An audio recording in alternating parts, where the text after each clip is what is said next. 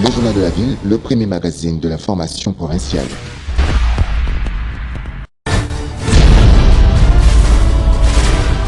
Tout de suite, le journal.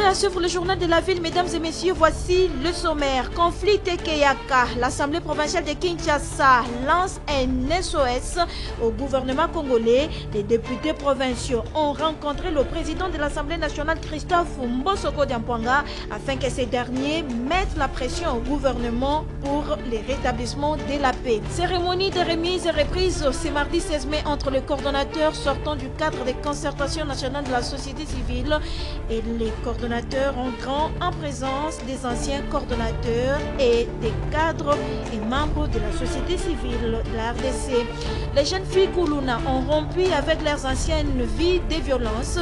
Elles ont décidé de réintégrer la société et c'est grâce à la synergie des femmes de la société civile. Vous les suivrez dans ces journaux. C'est tout pour les sommaires, mesdames et messieurs. Encore une fois, bienvenue dans ce journal.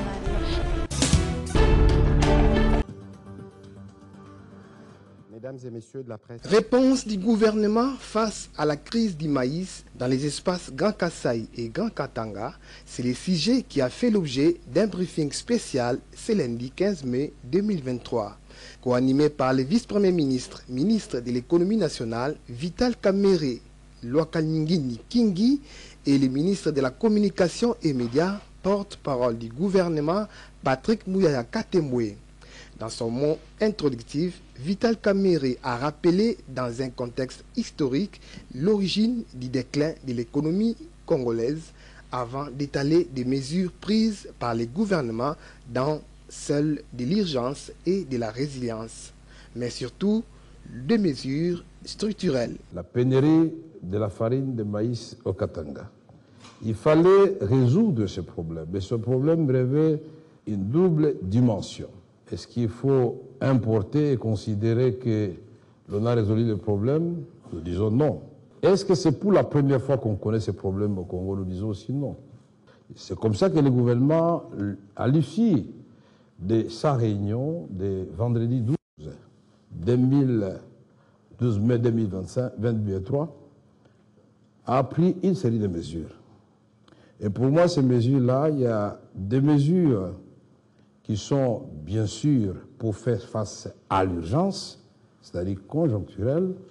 Il y a des mesures qui sont de l'ordre de la résilience. Les Congolais doivent comprendre, nous, Congolais, devons comprendre que nous pouvons, en donnant plus, sortir de cette zone de pauvreté. Et la troisième série de mesures, ce sont des mesures structurelles, où nous regardons dès l'avant, où nous voulons l'autonomisation, où nous voulons justement notre souveraineté alimentaire, bien plus. Notre ambition est d'exporter et recouvrer notre place, puisque telle est notre vocation, au cœur de l'Afrique, d'exportateurs, pourvoyeurs du développement. Nous devons, nous, la République démocratique du Congo, avec l'emplacement géostratégique qui est le nôtre, avec des atouts innombrables et inégalés. Je ne vais pas les citer ici, l'eau, la forêt, les terres. Alors, je voudrais donc dire que le gouvernement a décidé, face à cette autre guerre qui est meurtrière en silence par rapport à la première qui fait des bruits de canon, d'amener une riposte de taille. Après les jets des questions et réponses, le porte-parole du gouvernement, Patrick Mouyaya, a répondu à quelques questions d'actualité sur la République démocratique du Congo.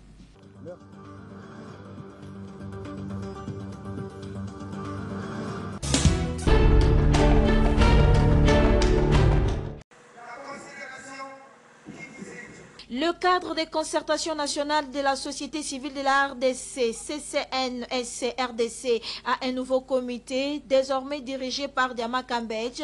La cérémonie de remise et reprise a eu lieu ce mardi 16 mai 2023 à l'IMCA, en présence du coordonnateur sortant, Dr Luboyaka Songo Mouteba, des anciens coordonnateurs du cadre et des cadres et membres de la société civile. Mais d'abord, ces procès-verbal reconnaissant le nouveau comité suivi de sa signature et la remise des emblèmes du CCNSC-RDC par le coordonnateur sortant au nouveau coordonnateur. Et c'est à la grande satisfaction de la famille société civile. Je disais tout à l'heure que Pose du dernier acte officiel par le coordonnateur sortant, puis l'installation officielle du comité entrant par l'autorité morale de la société civile, Monseigneur Milenge Mouine-Loata. et c'est celui-ci qui est aujourd'hui le coordinateur du cadre de concertation de la République démocratique du Congo. La société civile félicite le comité entrant et lui réitère son soutien. Nous avons milité que cette démocratie puisse régner au niveau de la société civile. Nous avons fait notre temps, nous avons tout fait pour que le processus de rotation puisse continuer. Et aujourd'hui, nous avons les quatrième et dernier coordonnateur du cadre de concertation. Nous lui souhaitons un fructueux mandat. Ce que nous attendons de lui, surtout à ce moment crucial, moment que le pays va organiser des élections, qu'il soit très courageux. Prenons la parole, le coordonnateur entrant du CCNC-RDC, Diama Kambedge, s'est exprimé en ces termes. Je sais que beaucoup de gens attendent que je parle. Mais je demande votre indulgence parce que le travail que vous m'avez confié aujourd'hui, ne soyez pas pressés, consiste à parler. Et on parlera toujours. C'est comme on dit dans la société civile, si tu parles, si tu ne parles pas, alors parle et meurs. Tout est bien qui finit bien, c'est par une photo de famille que s'est clôturée cette cérémonie.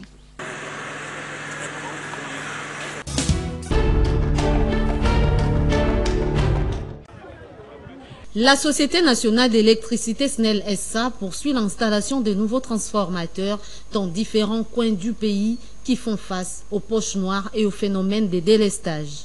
C'est dans ces cadres que le directeur général d'intérim de la SNEL SA s'est rendu sous une pluie fine à la commune d'Engiringiri et Lemba. Première étape, la commune d'Engiringiri où l'ingénieur Teddy Luamba a assisté à l'installation d'un nouveau transformateur d'une puissance de 630 kVA dans une cabine électrique située entre les avenues Mossamba et Saïo. Cet outil va mettre fin à un manque prolongé de l'énergie électrique. Nous étions plongés dans le noir et aujourd'hui on a renoué avec la lumière. Nos remerciements au numéro 1 de la RDC, l'homme aux actions concrètes, Félix-Antoine Tshisekedi. À l'arrivée de la délégation de la SNEL SA, conduite par son directeur général d'intérim, Teddy Luamba à Lemba, les habitants du quartier commercial ont manifesté des scènes déliesse. Privés de l'électricité depuis plusieurs semaines, le nouveau transformateur constitue donc une bouffée d'oxygène. L'ingénieur Teddy Luamba a rassuré que cette dotation va s'étendre sur tous les pays. La majeure partie de nos abonnés se retrouvaient dans le noir. Il y avait une pénurie en électricité dans certaines zones. Comme nous avions dit, nous avons lancé une vaste campagne pour récupérer toutes ces poches noires. Et ceci va dans la vision du chef de l'État, Félix-Antoine Tshisekedi Tshilombo, qui veut que notre clientèle soit la mieux desservie. La SNEL SA mène l'opération Zéro Molili, entendez, Zéro Poche Noire, initiée par son directeur général ad intérim. L'objectif étant la réduction des poches noires sur toute l'étendue du territoire national.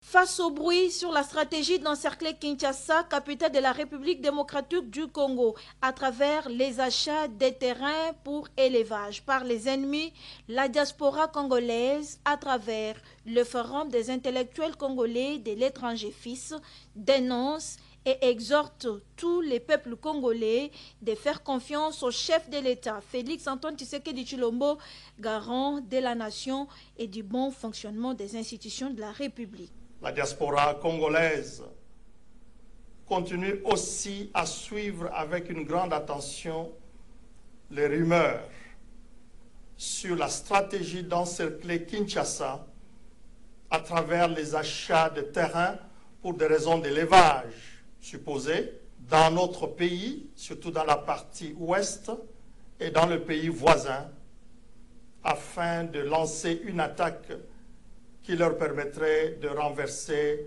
les gouvernements légalement établis à travers la volonté démocratique du peuple congolais. FIS et la diaspora congolaise demandent à la population congolaise de faire confiance au chef de l'État, à son gouvernement et au FARDC. Ils continueront la lutte et ils ont besoin de notre soutien. Qu'une commission d'enquête soit mise en place pour statuer sur cette situation à Kinshasa, demande la diaspora congolaise à travers le FIS. La diaspora congolaise, à travers FIS, demande au gouvernement de bien vouloir mettre en place une commission d'enquête qui devra connaître et comprendre comment des personnes venues de très loin ont pu acheter des terres dans le voisinage de Kinshasa. Au gouvernement congolais de bien pouvoir créer à travers le FARDC des patrouilles de surveillance qui peuvent opérer jour et nuit, équipées de drones spécialisés pour pouvoir surveiller les étendues concernées afin de déceler quelles sont les activités ou les mouvements de personnes qui sont dans ces lieux incriminés. Et pour lutter contre ces phénomènes, la diaspora congolaise et le Forum des intellectuels congolais de l'étranger proposent au chef de l'État et au gouvernement d'examiner la possibilité de réintégrer dans l'armée congolaise les anciens phases qui sont encore à mesure de lutter pour l'intégrité de notre pays et de combattre l'ennemi.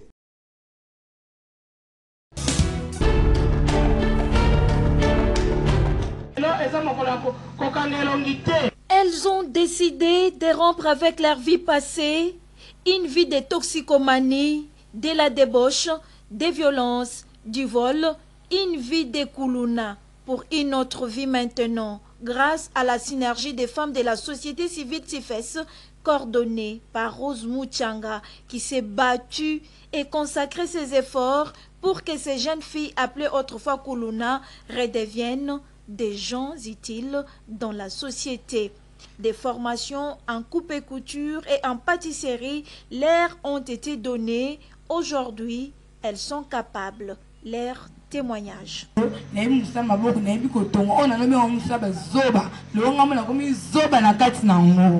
Et pour les encourager à rester toujours positives, la CIFES leur a organisé une sortie récréative ce mardi 16 mai 2023 chez les Tintins à Mimosa, une activité dont la société civile, le ministère du Genre et la présidence de la République ont signé leur présence. Ils encouragent ici l'initiative de la CIFES. En tant que personne aujourd'hui qui vient représenter le directeur de cabinet adjoint du chef de l'État, le professeur Nicole Toumba-Boacha, je peux assurer à cette association qu'elle fera de son mieux pour apporter tout le soutien possible quant à de telles initiatives. Un pari gagné pour la synergie des femmes de la société civile qui s'est dit très contente de voir les ex-Kuluna aujourd'hui réintégrer la société. Aujourd'hui, ces filles sont récupérées. Aujourd'hui, ces filles sont autonomisées. Aujourd'hui, ces filles sont responsables. Nous remercions beaucoup le chef de l'État qui a encouragé le programme de prise en charge des filles et cela a encouragé les filles à prendre conscience. Mais surtout, merci beaucoup à la Fédération mondiale de la lutte contre la drogue qui nous a financé avec les fonds du SIDA pour que 3 années durant, nous sommes entrés d'encadrer les filles. Cette activité marque la fin de l'accompagnement psychosocial et autonomisation des 125 filles ex-Koulouna de l'année 3 du projet Jeunesse sobre communauté plus saine, transformer les jeunes violents à Kinshasa 2022-2023, projet financé par SIDA et WIFD.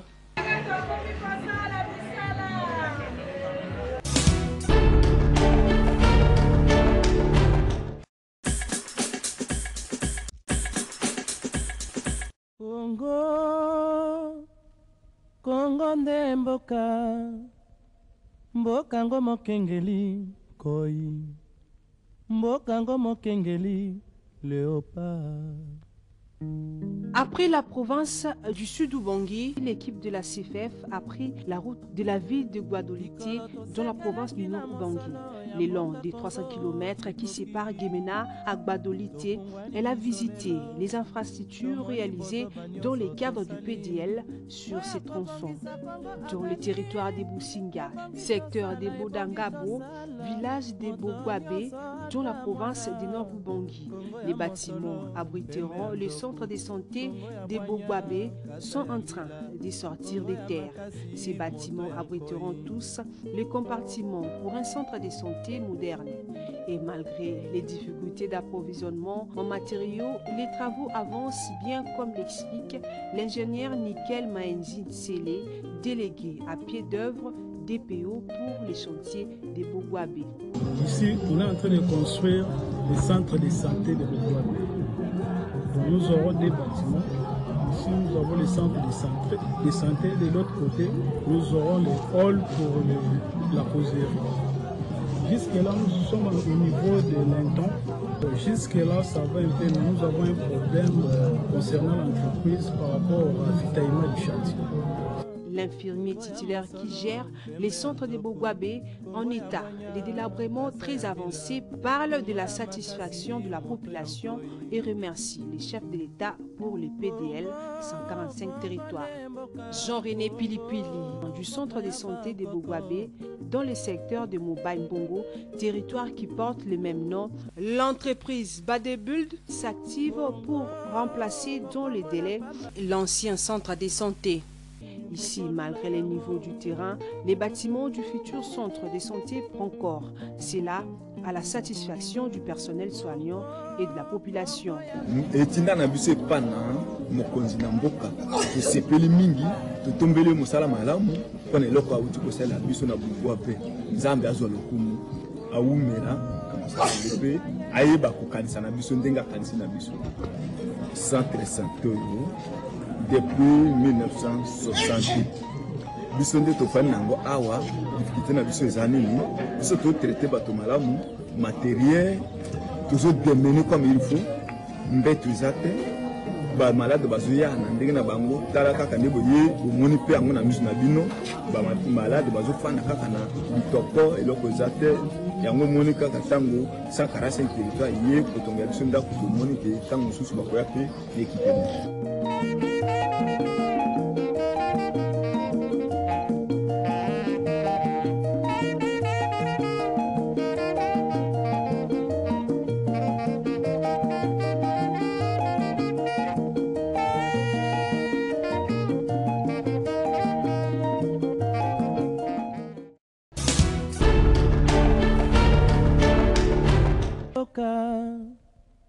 Mboka ngo mokengeli koi mboka ngo mokengeli léopard. École primaire Taguéré, secteur de Bosso, territoire de Mobaï-Mbongo, difficile à croire si cela n'était pas filmé et expliqué. Une école sous les arbres, il s'agit bel et bien de l'épée Taguéré située dans le secteur de Bossolé, dans les territoires de Mobaï-Mbongo, province du Nord-Ubangi. Ici, les enseignants essayent, autant faire se peut, donner leurs leçons dans des conditions innommables. Ndako ebebi tu. Ndako ebebi. Iyo. Pour les bêtes pour ça la bonne. Tozongaka. Tozongaka. Iyo. Et puis les classes ezala te. Iyo. Na moni ba tonga kuna nana tonga ba classe sika kuna bino. Mokonzi Félix Tshisekedi. Bosepeli to bosepeli. tosepeli napesi yo merci nzambe apambola.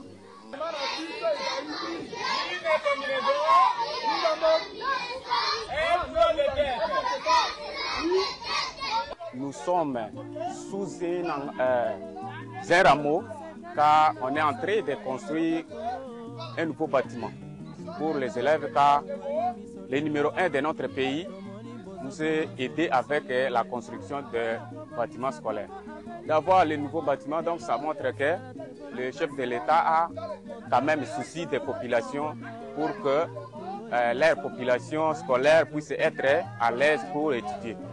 C'est face aux pareilles situations qu'apparaît le vrai sens du PDL 145 territoires qui voudrait, entre autres, réduire les inégalités dans l'accès à l'éducation de base en construisant, comme ici à Taguéré, 2 bâtiments de 3 classes, chacun un bâtiment administratif ainsi que des sanitaires.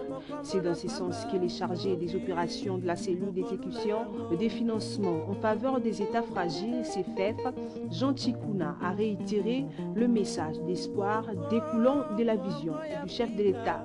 En septembre, beaucoup de temps l'école wana. Kucha bino baba, nyuso kuna bon tanga ya l'école. Kulina parce que plus tard, vous allez l'école à biso. Gouverneur Azala, ministre Azala, pourquoi pas président, enseignant, sous-prophète, hein? Donc septembre oyo quand on place aussi là, au Kangi, au Kenya, vacances, tant que vous avez accepté, au Kotanga, est-ce que tu es au Kani? Entre-temps, sur les chantiers, les travaux avancent normalement sous la supervision de la CFF et de la mission de contrôle, comme l'explique M. Théophile Telemo, chef de la mission de contrôle NOCO SARL, et Jean Tchikouna de la CFF.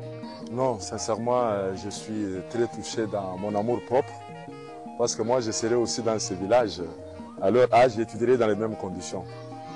Et quand il y a la pluie, on est obligé de partir. Maintenant, je me demande, nous sommes dans une zone tropicale où il peut pleuvoir toute l'année. Je me demande quelle est l'éducation ces enfants vont avoir. Et donc, c'est avec un pincement au cœur. Et je pense que, comme je viens de leur dire, qu'au mois de septembre, ils doivent étudier dans cette école-là, où toutes les conditions sont réunies, suite à la volonté du chef de l'État d'appliquer la Constitution, où l'éducation de base est gratuite, et c'est confirmé, effectivement, ils ne payent rien. Ils sont rentrés, mais dans quelles conditions ils sont en train d'étudier? Et ça pourrait même avoir un impact sur la qualité même de l'éducation. J'ai vu l'enseignant, ça me rappelle quand moi j'étais à l'école primaire, la calligraphie. Et donc, ça dit que les moyens sont là, humains, pour pouvoir faire le travail, mais les infrastructures ne suivent pas. Et donc, là, je demande vraiment, au nom du coordonnateur national de la CFF, aux entreprises de doubler les efforts. Comme pour dire, le développement à la base n'est pas un simple discours, mais une réalité.